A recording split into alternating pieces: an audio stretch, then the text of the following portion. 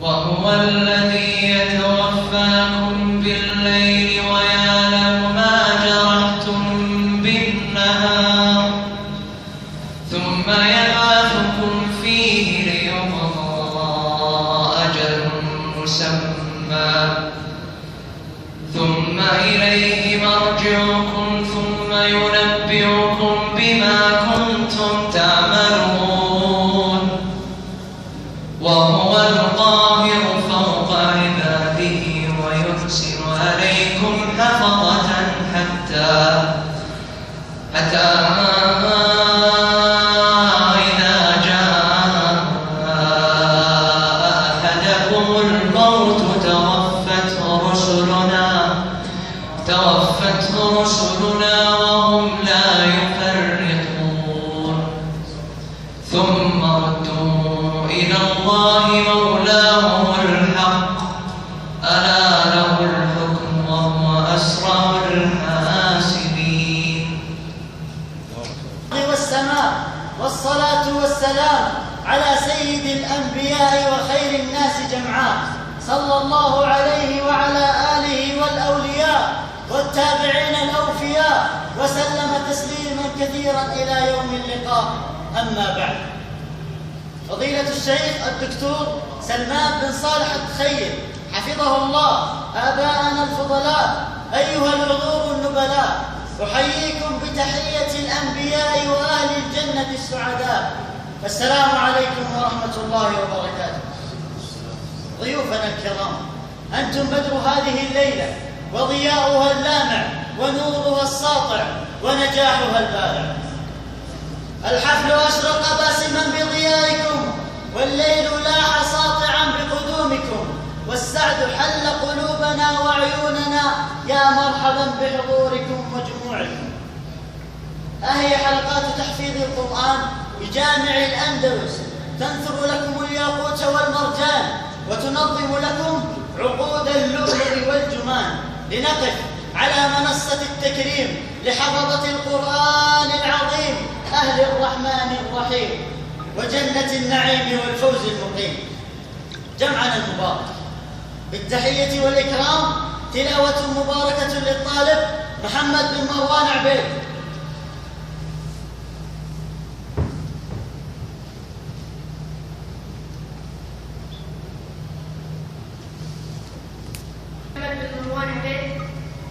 أدرس في الصف الأول المتوسط، أحفظ من كتاب الله 21 جزء ولله الحمد.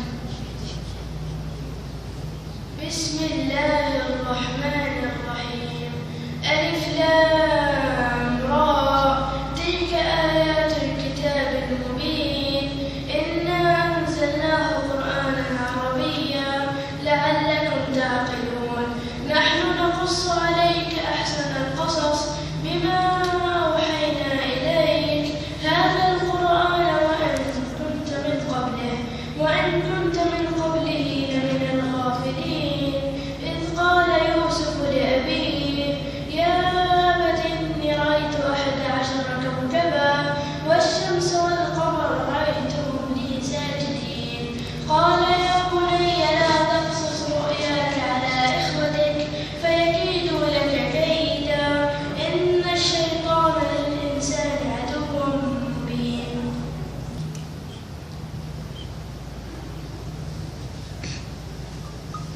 جعلك الله قرة عين لوالديك. أيها الفضلاء، إن مما قام عليه مجمع حلقات جامع الأندلس التعليمي برنامج أركان التميز، ومن أهم مواد هذا البرنامج مادة المتون العلمية وسيأتي تفصيلها. يلقي علينا الطالب نواف بن سليمان العبيشي.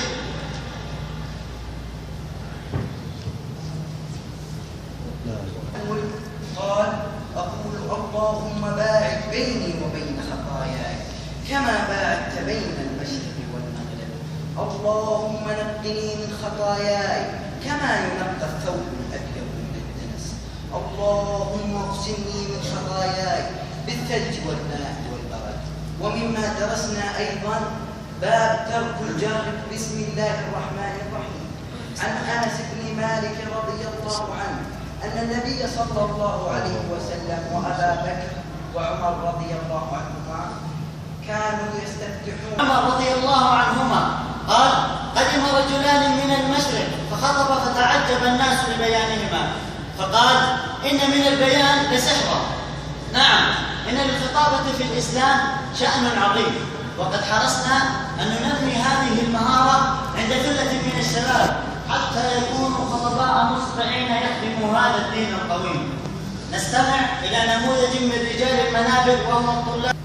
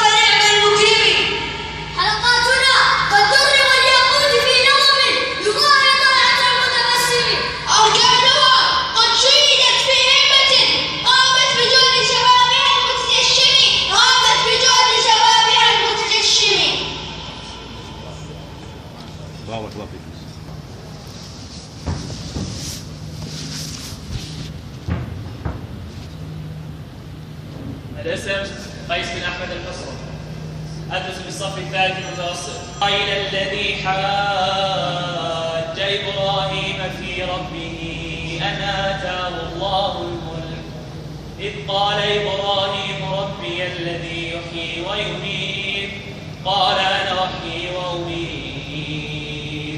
قال إبراهيم فإن الله يأتي بالشمس من المشرق فأت بها من المغرب فبهت الذي كفر والله لا يهدي القوم الظالمين. فانظر إلى طعامك وشرابك لم يتسنى وانظر إلى حمارك ولنجعلك آية للناس وانظر إلى العظام كيف ننشزها ثم نكسوها لحما فلما تبين له قال أعلم أن الله على كل شيء قدير. الكريم كلمة للمشرف التنفيذي للمجمع الأستاذ عبد الله بن منصور السويدي.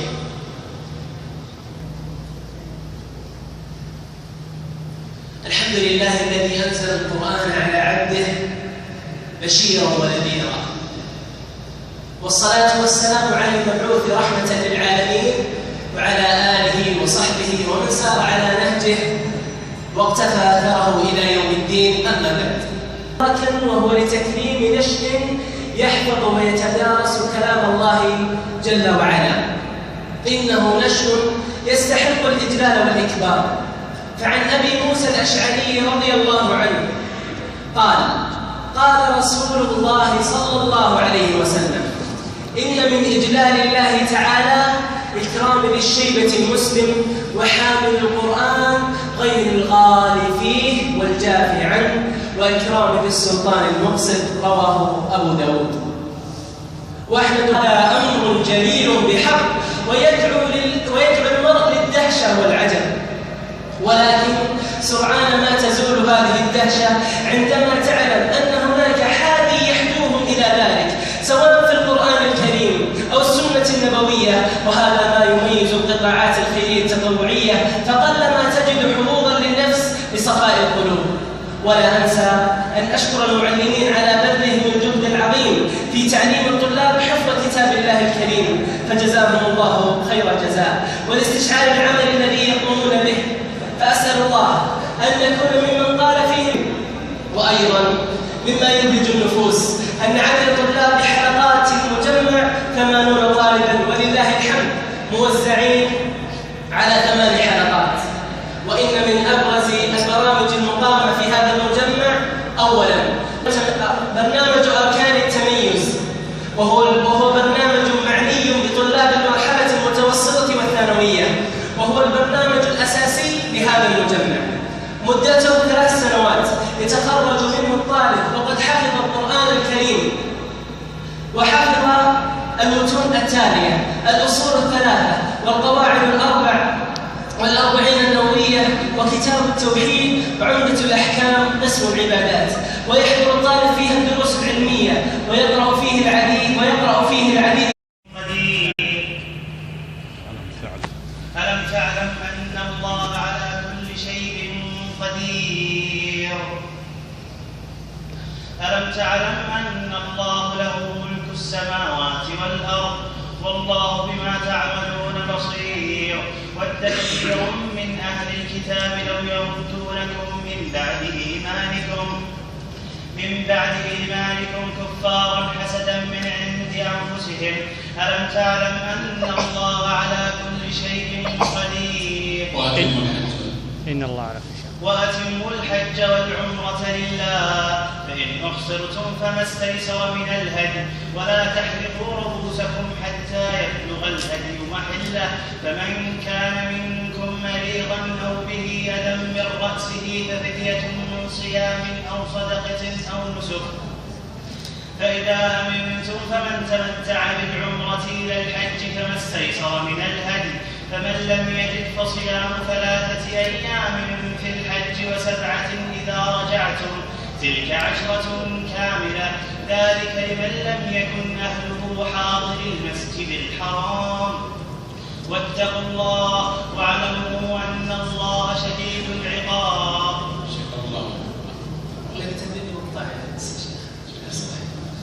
الله يجزاكم خير. يتفضل الأخ علي بن عادل البدران. تسلم يا وقد حفظ سورة البقرة.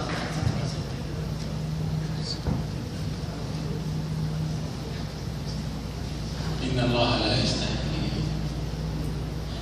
الله لا يستحيي أن يضرب مثلا ما بعوضة فما فوقها، أما الذين آمنوا فيعلمون أنه الحق من ربهم، وأما الذين كفروا فيقولون ماذا أراد الله بهذا مثلا، يضل به كثيرا ويهدي به كثيرا وما يضل به إلا الفاسقين.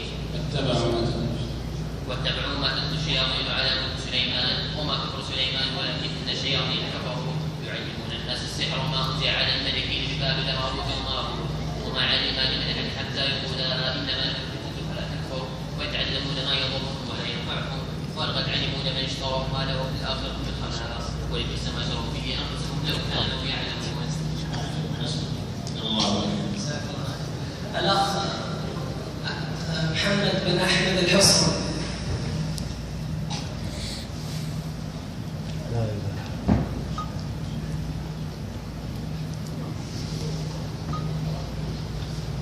من البقرة وآل عمران.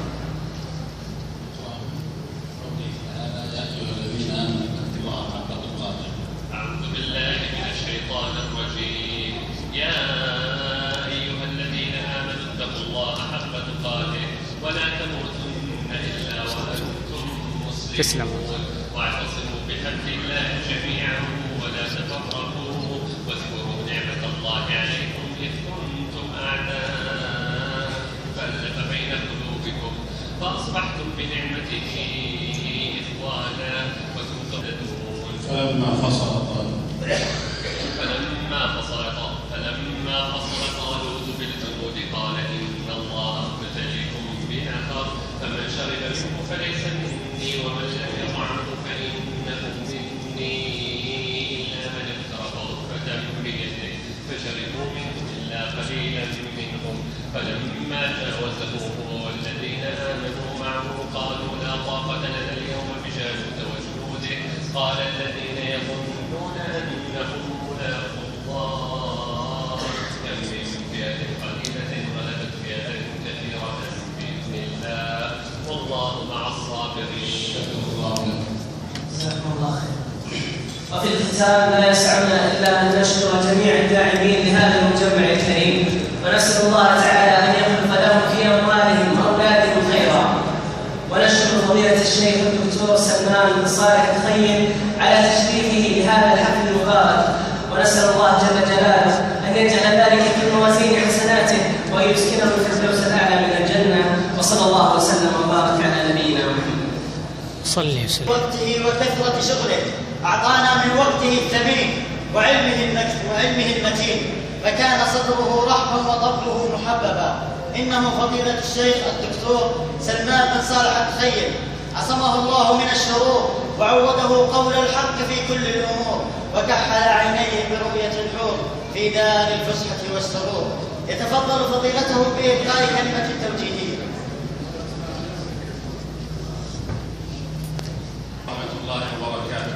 وعليكم السلام. الحمد لله رب العالمين، والصلاة والسلام على أشرف المرسلين نبينا محمد وعلى آله وأصحابه وأتباعه إلى يوم الدين.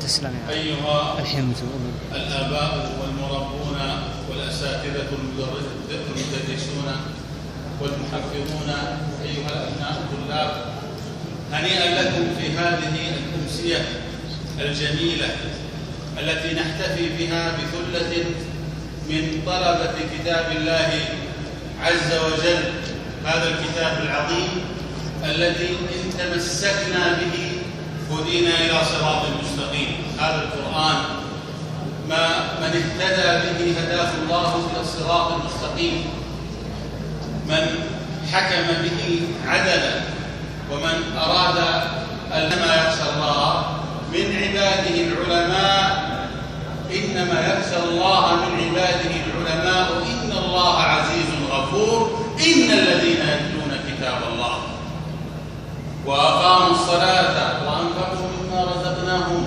سرا وعلانية يرجون تجارة لن تبور ليوفيهم أجورهم ويزيدهم من فضله إنه غفور شكور.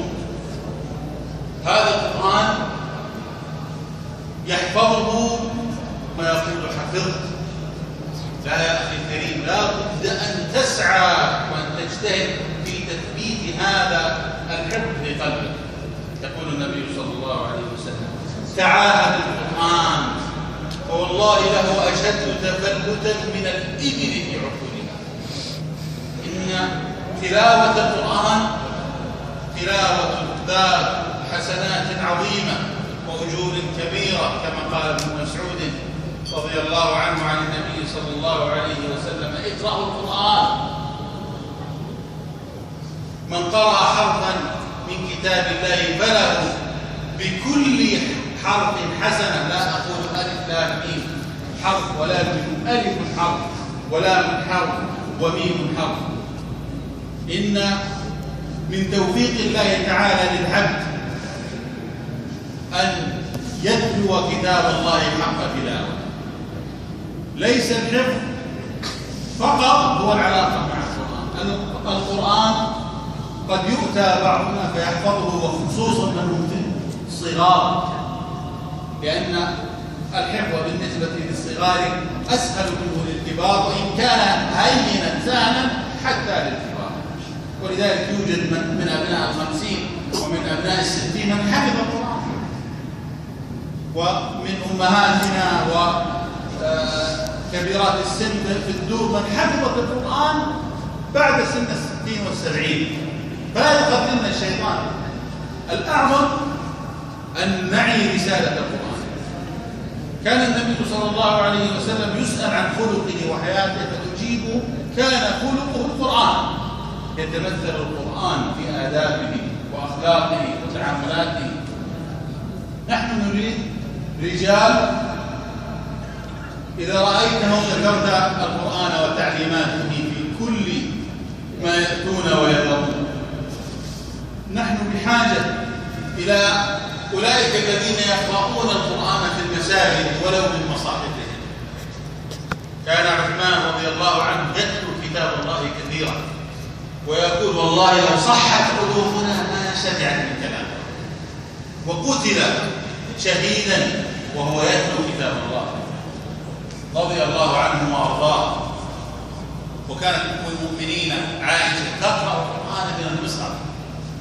ان هجر القران هذا الزمان، عن فتن هذا الزمان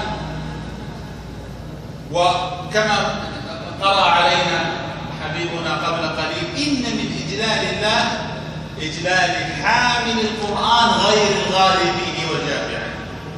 قدروا أهل القرآن وادعموا القرآن وأوقفوا على القرآن وتبرعوا للقرآن، فإن أهل القرآن هم أهل الله وخاصته كما ثبت عن النبي صلى الله عليه وسلم. نسأل الله سبحانه وتعالى أن ينفعنا ويرفعنا بالقرآن، وأن يجعل هذا الكتاب حجة لنا لا حجة علينا، وأن يرزقنا تلاوته حق تلاوته، وأن يرزقنا تلاوته آناء الليل وأطراف النهار على الوجه الذي يرضيه عنا، وأن يأتينا شافعا يوم القيامة، وأن يأتي وقد ألبسكم الله عز وجل تاج الوقار، لأن أبناءكم قد حفظوا كتاب الله تعالى. ادعموهم وسهلوا أمورهم وشجعوهم وكافئوهم واربطوهم بالله سبحانه وتعالى، وذكروهم بالنية الطيبة، فإنما الأعمال بالنيات. فليست العبرة أن يقول الإنسان قد حفظت وقد ختمت، إنما العبرة أن يدخل هذا الكتاب من الجوائز للمتميزين.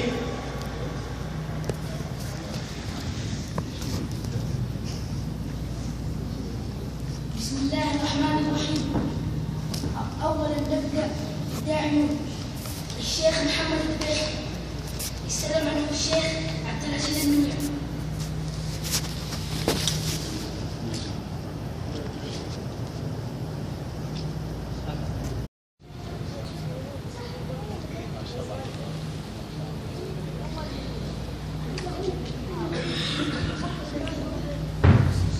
الشيخ عثمان بن أحمد التويجي.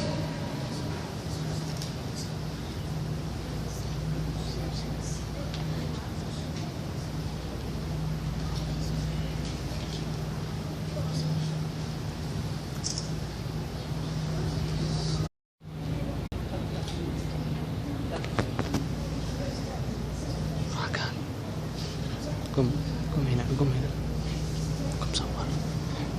قم صور تليفون. الشيخ محمد سجاد. صور لما نطلع. ابراهيم امسك. الشيخ أحمد حسين. الشيخ عبد الحق محمد. الشيخ رفيع الدين حسين.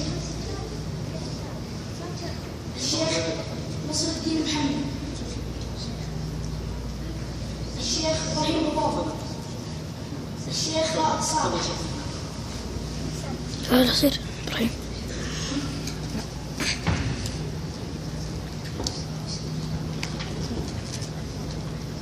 يا إبراهيم. السلام ورحمة الله. هذا الشيخ الله ينفع بك، الله يجزاك خير. هنيئا لك، خيركم من تعلم القرآن وعلمه. ما شاء الله تبارك الله، ما شاء الله، حياك الله. أهلا بالشيخ، الله يحفظك الله. إبراهيم رصيد. ما شاء الله تبارك الله. ما شاء الله تبارك الله. أستاذ. أهلا.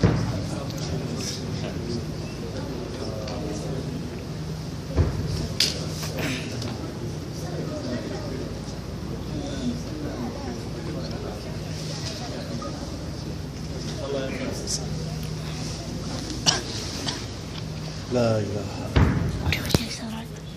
ليش؟ شاد.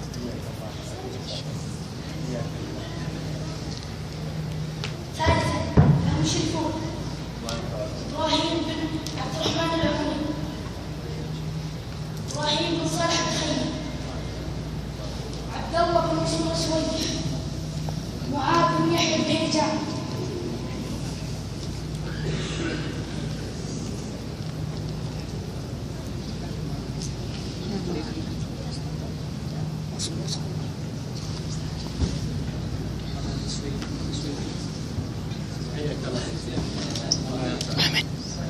أحمد صباح الخير.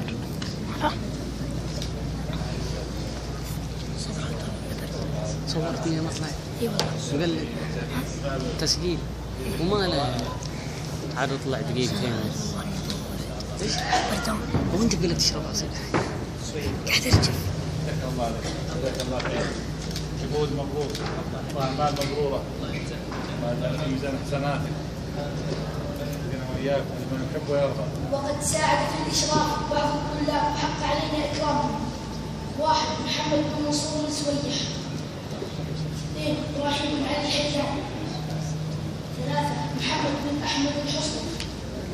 4 إسحاق بن جابر السحاري. 5 معاذ خليل عبد الباري. 6 عمر بن مروان العبيد. 7 عبد الله بن يحيى العيجان. الله ينفعك. الله ينفعك.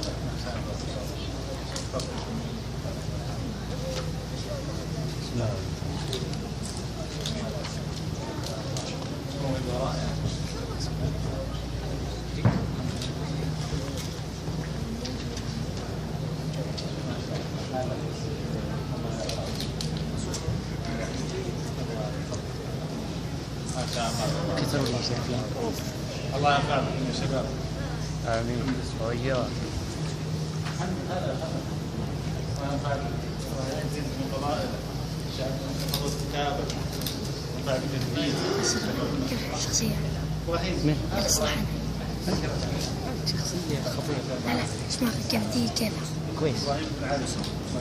شعرت مع مبين. يا طالب. ما شاء الله. شوي. الإصلاح. عبد على نظرة للبزران. صورني أنا أنا من اليوم أصورك. خلاص جاتك.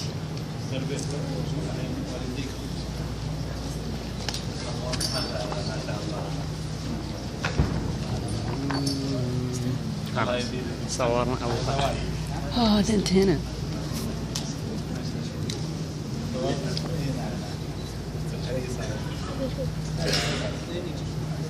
ما شاء الله ما شاء الله ما شاء الله. الله يجعلك مبارك ويزيدك من فضائله. يجعلك من اهل القران الذين هم اهل الله وخاصه. هذا الواحد ما شاء الله. يقول الواحد مبسوط وفرحان ان شاء الله يستاجر وقارا من خيامه يا رب باذن الله. 4 الأركان. المركز الأول قيس بن أحمد الحصن. المركز الثاني لا اله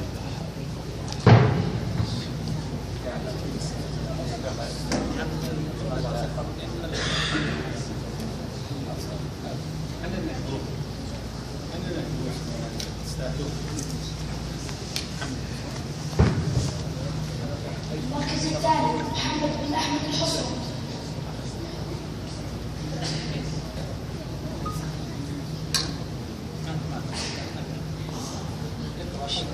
المركز الثالث مجتبى بن محمد الهادي.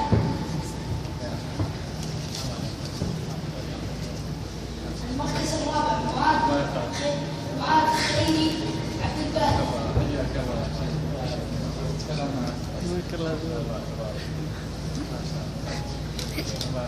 حياك الله يا زود. المركز الخامس عمر بن مروان العبيد.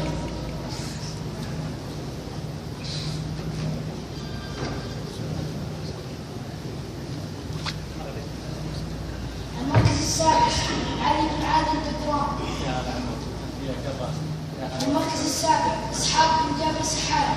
ما شاء الله تبارك الله ما شاء الله. المركز الثاني عبد الله بن يحيى العيجان. المركز التاسع احمد بن جابر السحاري. الله ينفعك. الله ينفعك. المركز العاشر معاذ بن سالم القاسم. شو؟ المركز الحادي عشر عبد العزيز بن عادل العبادي. صورنا انا وابراهيم. المركز الثاني عشر ابراهيم بن علي الحجان. صدق ابراهيم على الحيدر حسبت ابراهيم وقمنا. المركز الثالث عشر خالد بن عبد الرحمن العمري. المركز الرابع عشر نواب بن سليمان العبيشي.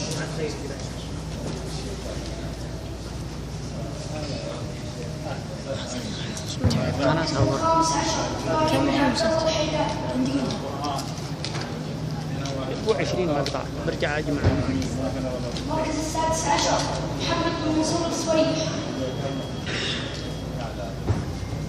المركز السابع عشر عبد الرحمن بن سليمان الحيدان.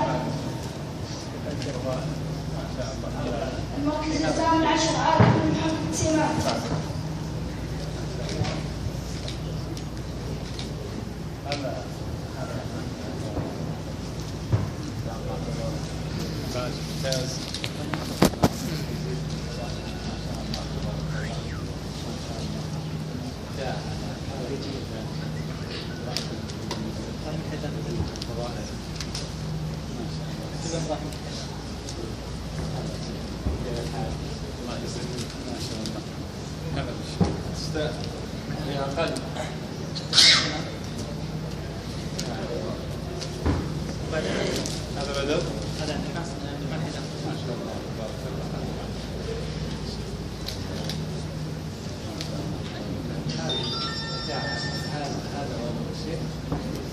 ونفعته من القرآن.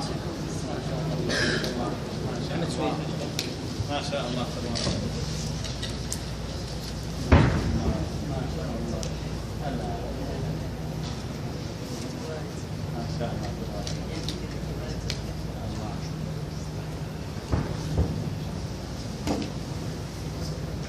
سادسا العامة تركي المليحي، حسام الطيب، أيام كعواف، سعد ناصر، سعود الصايغ، عبد الرحمن القحطاني، عبد الله القحطاني، عبد الله الحيدان، فارس العكيدي، فراس كعوات، محمد العبيشي،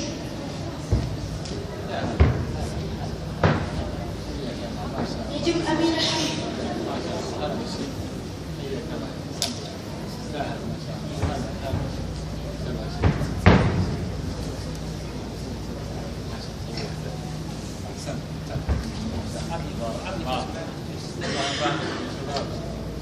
الله ينفعك وافتح على قلوبهم انها سبحان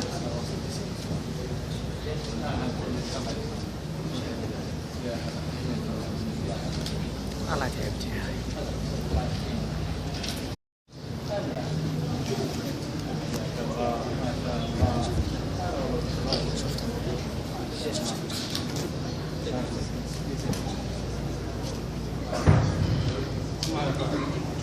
علي الحيدان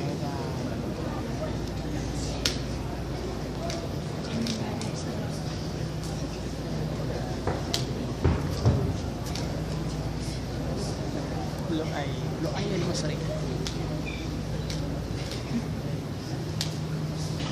عزام حميد باقي انت عبد الله. فئة جيل هشام بن عبد العزيز الحيدان، محمد بن سامي الخليفي.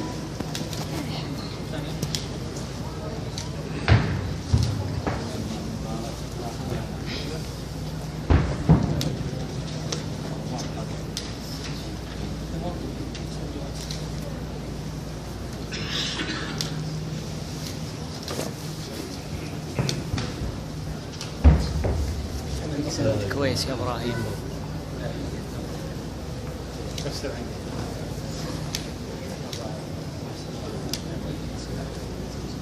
ثامنا الابتدائي فئة ألف خالد وليد، كرار سيد، عبد الله بن أحمد حسين، فيصل الصبي.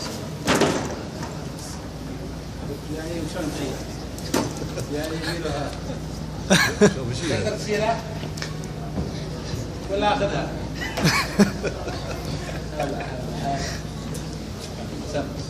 ما شاء الله تبارك الله. ما شاء الله. سيارة. تغمض الصورة. ما شاء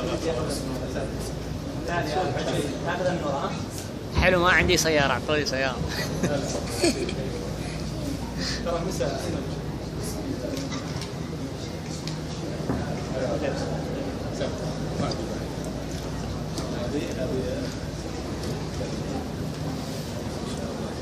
لا إله إلا الله. ما شاء الله. مبروك. صور الشم. فيصل الصبي. لا هذا فران. وش فيك؟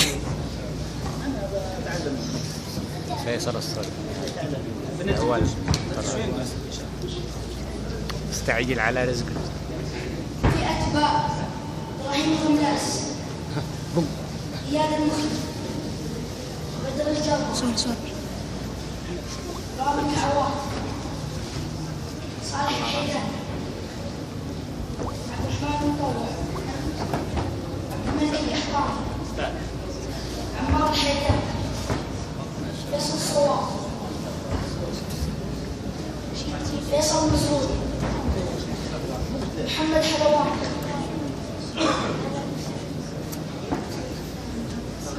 محمد محسن، يوسف العليان. صور صاحبك.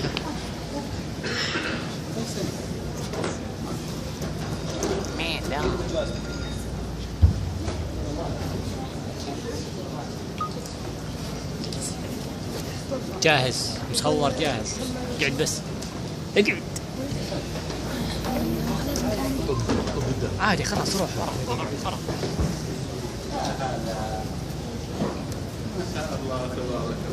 ما شاء الله تبارك الله. سوي واحدة كذا، سوي كذا.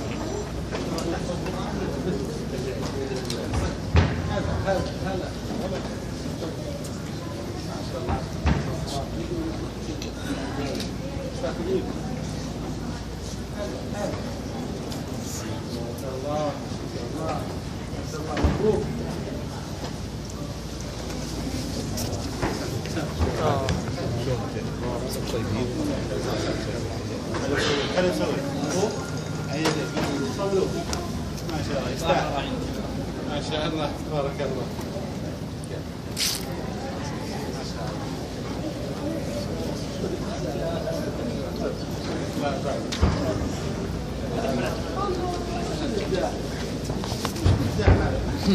هذا هو.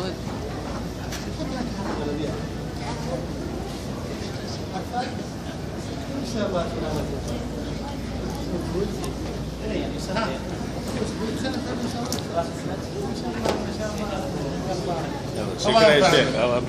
الله يجزاك خير.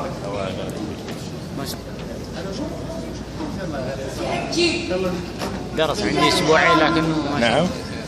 درس عندي اسبوعين كويس. الله يجزاك. عبد العزيز الجرمي، عبد العزيز عبد الرحمن اليوسف، عبد العزيز اليوسف، عبد الله كل ساعة بنفسه.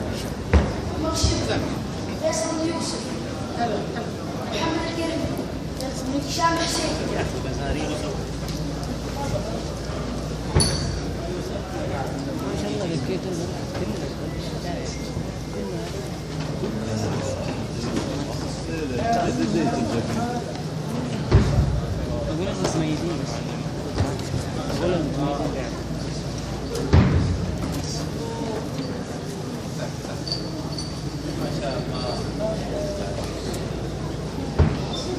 الله يبارك معك.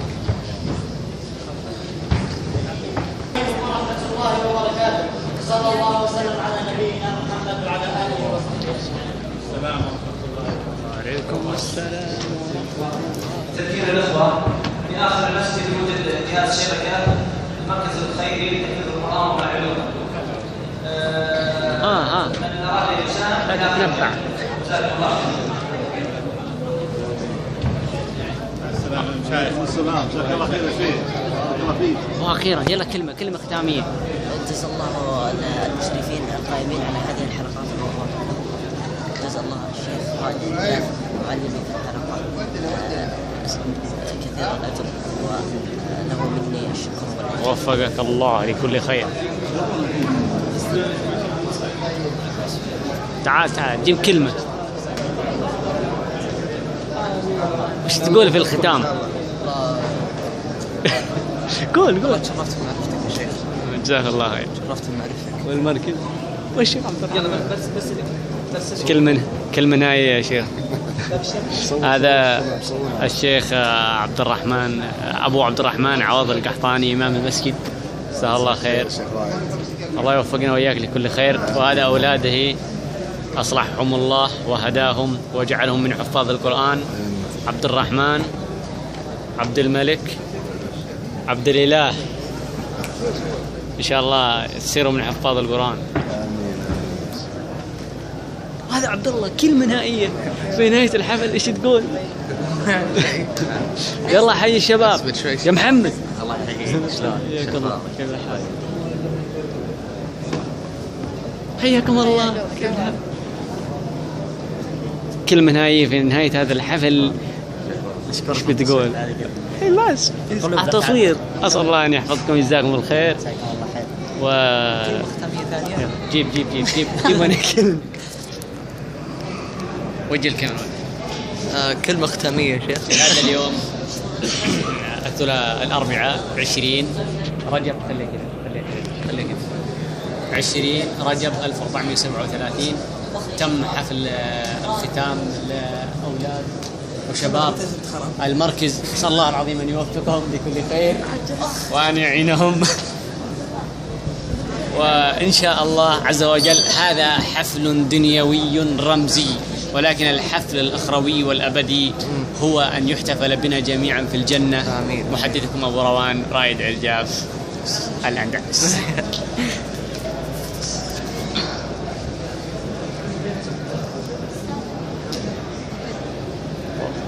وهذا ما شاء الله عندنا، وهذا ضيوفنا. يلا حيهم. كيف الحال؟ خير. كيف الحال؟ كلمة نهائية. حياكم الله ضيوفنا. عبد القدوس تعال. وهذا هو القائم على أحوال المسجد، نشكره عبد القدوس وحيد الرحمن من بنغلاديش. تعال أنت جيب كلمة. عندك عوات. تعال لا تفر. هذا حفلنا النهائي. هذا السيد جيب كلمة نهائية لو سمحت مع قناة أبو روان. الله أكبر. أنا بنزل باليوتيوب.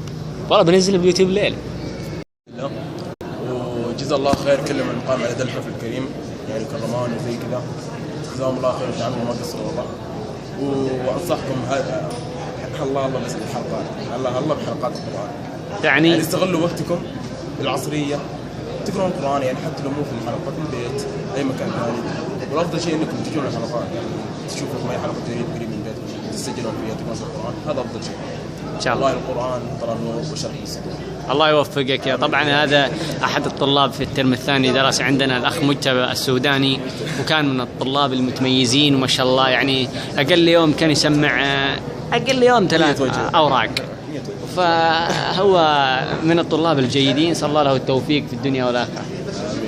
كلهم قول قول كلمة كذا ختامية في نهاية إلا قول القرآن ومدري إيش. ما عندي.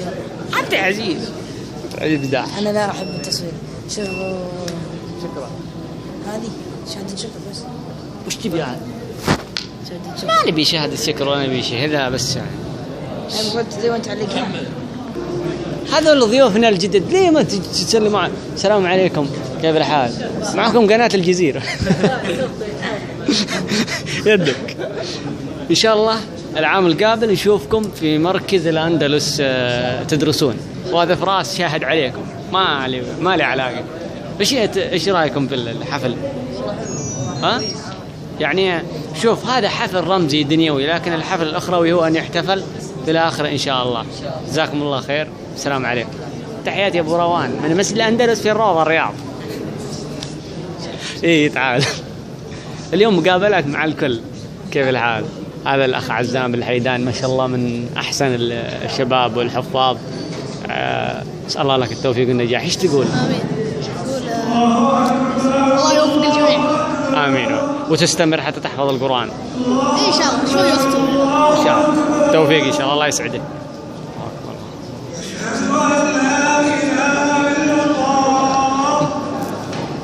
تعال. إيش تقولوا في نهاية الحفل؟ يلا قولوا كلمة. محمد. هذا محمد سامي من الطلاب، وهذا أخوه. بسم الله الرحمن الرحيم. الحمد لله أتممنا هذا العام بكل نجاح بحفظ كتاب الله الكريم. كم حفظت منه؟ 3 أجزاء والحمد لله. ما شاء الله، بركة كثير. الله يوسعك. الله يحفظك. وصيتي لك انك تواصل حتى تختم القرآن.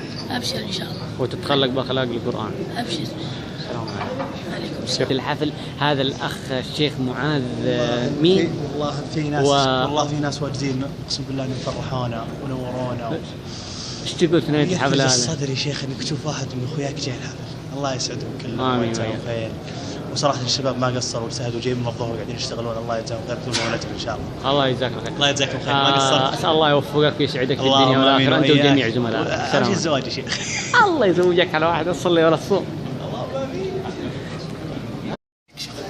ظلام يلا تعال وجهك رجولك. ايش بتقول في نهاية الحفل هذا؟ وداعا يعني السنة الجاية. ايش تنصح الشباب؟ وبس. ايش تنصح الشباب؟ انصحكم مو انا الشباب الثاني. ابو خليل ايش تنصح؟ هذا الاخ هشام الحيدان من الشباب المتميزين. نسال الله العظيم ان يوفقك الى ان تختم القرآن. وهذا ابو خليل من المشرفين والباذلين والمجتهدين ما شاء الله عليه. الله يزوجه بواحده تصلي ولا تصوم تشرب الخمر كل يوم. لا يزوجك بواحده لا تصلي ولا تصوم. ليش؟ في الجنه يا جني. يا جني هذه مدحه. في الجنه. ودي اقول شيء. تعال عاد انا قبل شويه ايه هذا قد فعلنا معه قابله في المسجد.